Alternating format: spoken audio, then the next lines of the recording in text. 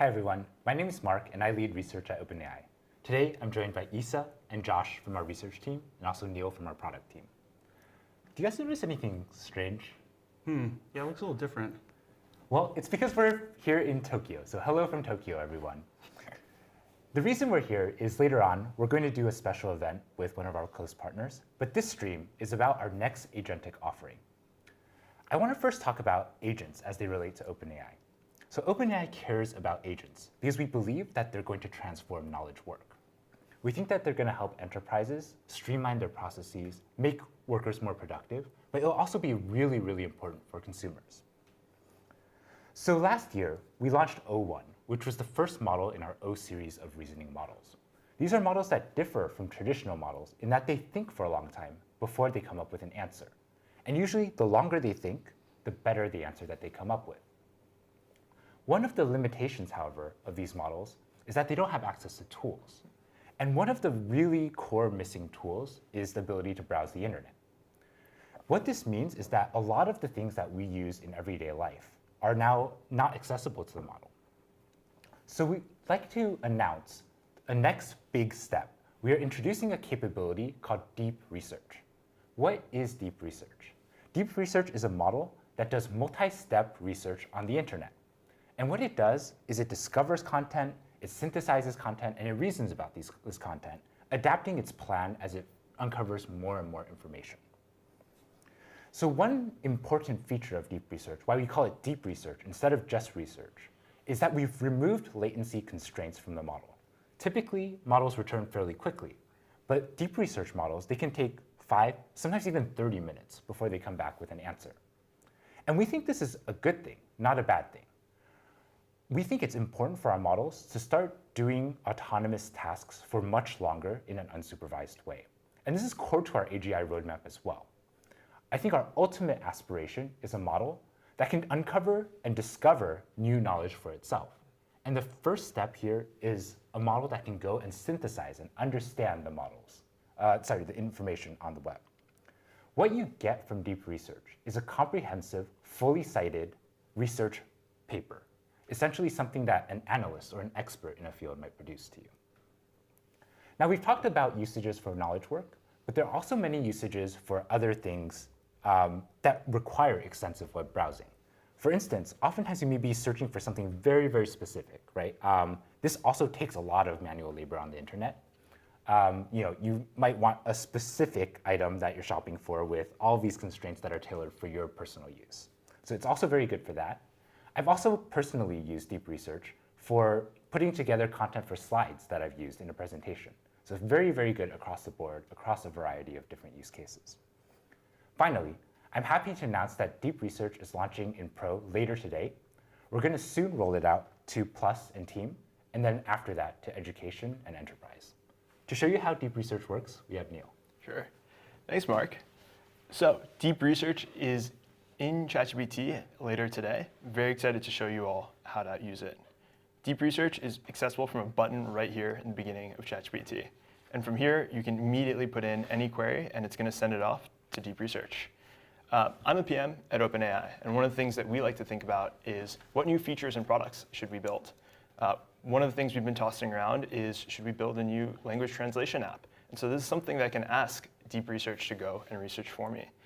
So I'm actually going to type in this query. I want to learn a little bit more about all the different markets that I could go off and target. So I'm asking deep research, help me find iOS and Android adoption rates, the percent of folks who want to learn another language, and the change in mobile penetration over the past couple of years, and give me that difference between the top developed countries and developing countries. And I also really want this information in a formatted report with some tables and a clear recommendation on what the best emerging opportunities are for ChatGPT. So this is a query that would have taken me hours to put together. But with deep research, I can just immediately kick it off.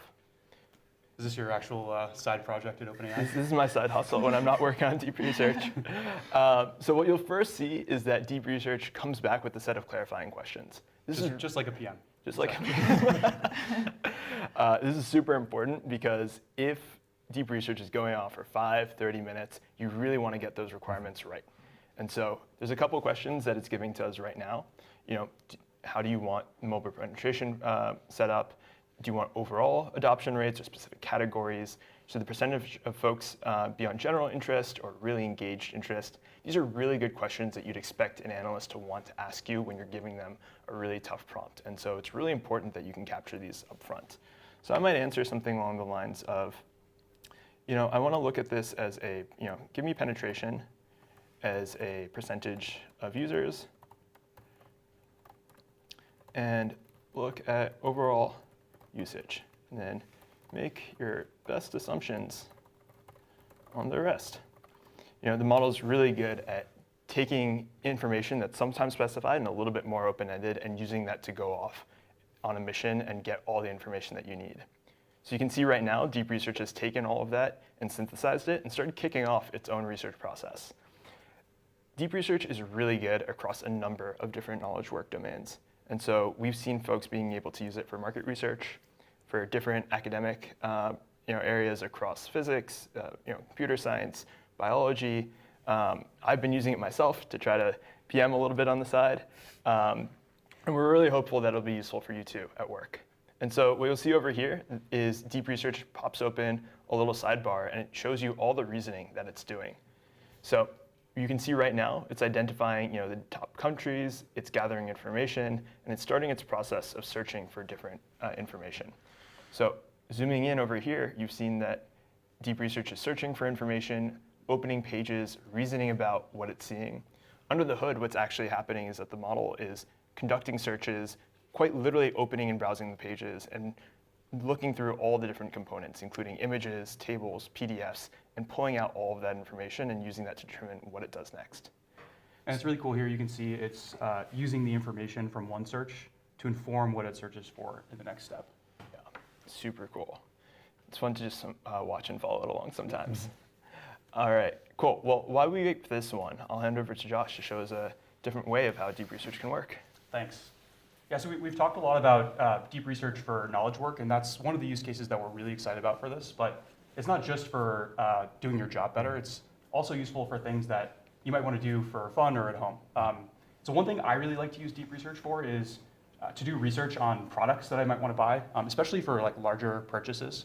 Where for me, if I'm buying something expensive, I often will read every page about it on the internet, and I want if there's some review somewhere that's on the internet, I want to make sure that I've taken into consideration before I actually make the purchase. So we're here in Japan, and I've heard the skiing is pretty good this time of year. But we planned this trip a little bit last minute, so I didn't actually bring my skis. And I'm wondering if I can actually maybe just buy some skis and take a little bit of a ski vacation at the end of this. So I want to buy some skis for skiing in Japan. And one thing I like to do also is specify how deep research can format the output. So format this as a report with a nice table at the end. And just like in Neel's example, this is going to come back with some questions that I can choose to answer or not answer. So I'll say advanced skier, all mountain, but powder sometimes. I've heard that powder is pretty good here. Hopefully we'll get lucky later this week. I'm tall, so need long skis. And let's do something more fun, maybe, I guess it'd be really cool to have a nice color palette. So how about something with a nice color palette. And so I'll kick this off, and just like in Neel's example, deep research will go off and do a bunch of research on different websites on the internet, and hopefully come back with some good recommendations. So I'll hand it off to Isa to explain how this all works under the hood. Sounds good. So deep research is powered by a fine-tuned version of our soon-to-be-released O3 reasoning model. and we trained it using end-to-end reinforcement learning on hard browsing and other reasoning tasks. Through that training, the model learned to plan and execute a multi-step trajectory, reacting to real-time information and backtracking when necessary. The final model is able to browse over user-uploaded files. It's also able to use a Python tool for calculations and for creating images and plots, and then it can also actually embed those plots in its final response. It's also able to embed images from websites in its final response, and when it cites its sources, it actually cites specific sentences and passages. The resulting model is able to complete tasks that would take humans many hours and that are quite complex, and it also reaches new highs on a number of both public and private evaluations. On humanity's last exam, a recently released benchmark from the Center for AI Safety and Scale AI, which tests the model's capabilities across a range of expert subjects, the deep research model reaches a new high of 26.6% accuracy. That's super impressive. Maybe the humanities last final exam too. This test consists of around 3,000 short answer and multiple choice questions across a range of around 100 different subjects. And it's actually really cool if you see the trajectories and thinking process of the model, because it's actually very similar to how a human would solve a problem. So if I was given a really hard problem, I'd probably do some online research to try and help me figure out the answer. And we've seen examples, for example, in physics, where the model has to answer some hard calculation. It will look up an equation in an existing scientific paper and help that, and use that for answering the question. Or in a poetry example, the model had to identify a very niche poetic meter for a new poem. And so we saw it looking up examples of other existing poems and trying to help that, use that to help it reason through how to get to the answer. On another benchmark, Gaia, that measures the model's agentic capability and requires web browsing, multimodal capability, code execution, reasoning over files. The model also reaches a new high on all 3 levels of difficulty. We've also put together some internal benchmarks that are pretty broad-based. Can you talk about those? Yeah, for sure. So we also put together some expert-level internal evals, and we have a range of tasks that experts would do in their jobs, and we had the deep research model answer them, and then have the experts rate the responses. And the model was able to complete tasks that the experts said would have taken them hours, and a lot of manual investigation. So we have 2 graphs to illustrate this. So we have on the left pass rates for different estimated economic value ranges, and then on the right we have pass rate for different ranges of number of hours to complete a task. And pass rate is the rate at which the model provides a satisfactory answer to an expert level task as rated by that expert. So what's interesting from these graphs is that pass rate is more correlated with estimated economic value than it is with estimated number of hours to complete the task, which shows us that the things that the model finds difficult aren't necessarily the same things that humans find time consuming. So this graph is pass rate on these expert level tasks against the maximum number of tool calls. And what this shows us is that as the model is able to spend more time thinking and browsing, the performance increases. And this is really important because, as Mark described, we're moving towards a world where agents are going to be able to take longer and longer and complete harder and harder tasks. And so if we give them more time to think and more time to use these tools, they should be able to solve harder tasks. And then one final internal evaluation is a hallucination evaluation. And this model actually performs the best on that eval of any model we've released. However, it's still possible that it will hallucinate. So when you're making reports, make sure to check the sources yourself. Yes. And so, as we mentioned, the deep research model can take a really long time to respond. So we generated some examples this morning to show you the range of different things it can do. And so we can look through some of them now. Nice. Super long.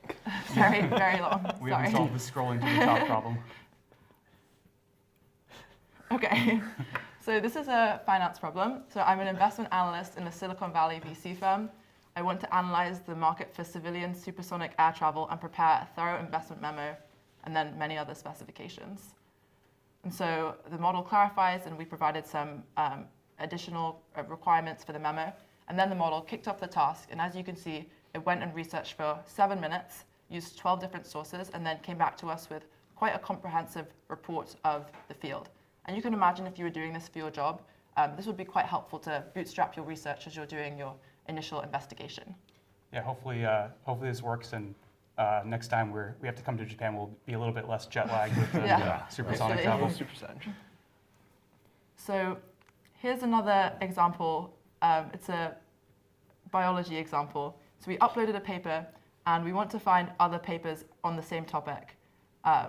This was actually a task from one of our friends at OpenAI who's very advanced in biology. So I'm not going to pretend to understand exactly what this says, but we wanted to show the range. We weren't paying attention in undergrad biology. We knew it was smart. We want to show the range of things it can do. So it asked some clarifications, we followed up, and then this task, the model took quite a long time, and it was able to find a bunch of different papers that are on the same topic. And when we showed this to our friend, he said that it was a pretty good response. So it was a good vote of confidence for the model. And then one final example. Over here. Okay, so I'm sure everyone's had this moment where you can't remember the name of the restaurant that you went to in Tokyo 10 years ago, or the name of the TV show that you're looking for. And so this example might seem a bit contrived, but we wanted to show how good the model is at finding those needle in a haystack pieces of information. So the prompt is, there's a TV show that I watched a while ago. I forgot the name, but I do remember what happened in one of the episodes. Can you help me find the name? Here is what I remember in one of the episodes. 2 men play poker, one folds after another tells him to bet. And then a little bit more detail about the story. And the only additional information we were able to provide was, I think it was 5 to 10 years ago, but I'm not really sure. And the model is able to do online research and figure out, through reading a bunch of different sites and reasoning about the contents of those sites, the actual TV show episode that we're thinking of, Wow. which is pretty cool. Was that the right answer? Was that the one? That is the TV show. Wow. So now I'll hand back to Neel and Josh to check in on the task that you guys kicked off at the beginning. Yeah, absolutely. Thanks, Isa. So we'll take a look at the original task over here. It actually looks like the task is still going on right now. But in the meantime, while we've kicked it off, it's already looked at 29 different sources and gone through a lot of different information. Oh, wow. OK, perfect. Great timing. Incredible timing. Great. So Deep Research just put together its full analysis. It took us 11 minutes, and in that process, it looked at 29 different sites really in depth. And as you can see live on this live stream, it gave us a perfectly formatted report. Here you can see the mobile market analysis for mobile adoption and language learning. We got a nice introduction, our different adoption trends, everything put together in a really great report style where you can see mobile penetration over time and a ton of different data. And as you go down, you can see it not only has information over here, but also different table formats and ways that it's presented the data in a way that's super digestible. So one of the other things that's really cool about this model is that you're able to click in and see all the different sources that it's able to cite. Over here, you can see every citation that the model's encountered, and also different sites that it might have encountered that it didn't necessarily put into the final output, but it wants to let you know that it found along the way. Yeah. Awesome. Well, Great. Should we check in on the skis? Let's check in on the skis. Good. All right. Scrolling up here, what I like about this is, wow, this did a lot of research. This is the kind of thing that I would probably have to spend all afternoon just for my own sanity to make a good purchase, to read every single thing that's written about it. But this does a pretty good job of actually just doing hitting all the sites that I would hit and consolidating this all in a format that's a lot easier to digest than doing my own searches. And it also provides a table at the bottom here that just gives kind of the high-level comparison across the specific things that I mentioned that I wanted for this purchase.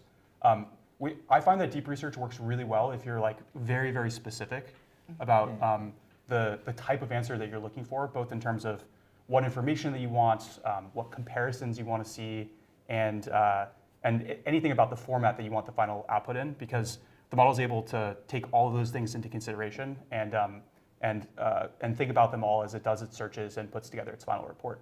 So this sort of passes the sniff test for me because the top recommendation here is actually the skis that I own at home, which is kind of cool. Nice. So Love that. I'll take a closer look at this and maybe plan a little bit of a ski trip after this. All right. Let's go this weekend. Yeah. So yeah, as you can imagine, there's a lot more that we can do with this technology. So I'll hand it back over to Mark to talk through where we're going with this. Awesome. Yeah, just to recap, Deep Research is available later today on Pro, and we're soon going to bring it to desktop and mobile. But again, what we're launching today is just scratching the surface of what you can imagine us doing with Deep Research. Today, we have a Deep Research agent that browses the web. But you can imagine that same Deep Research agent connecting to custom contexts, right? Or really just kind of enterprise storages of data. Again, Deep Research is important to our AGI roadmap. We believe in agents that think longer and longer, more autonomously to solve very difficult tasks. And we believe that this, the ability to work on a task for 30 minutes really does motivate a lot more compute investment. So we're excited to see what you guys do, and please share with us. Thank you so much.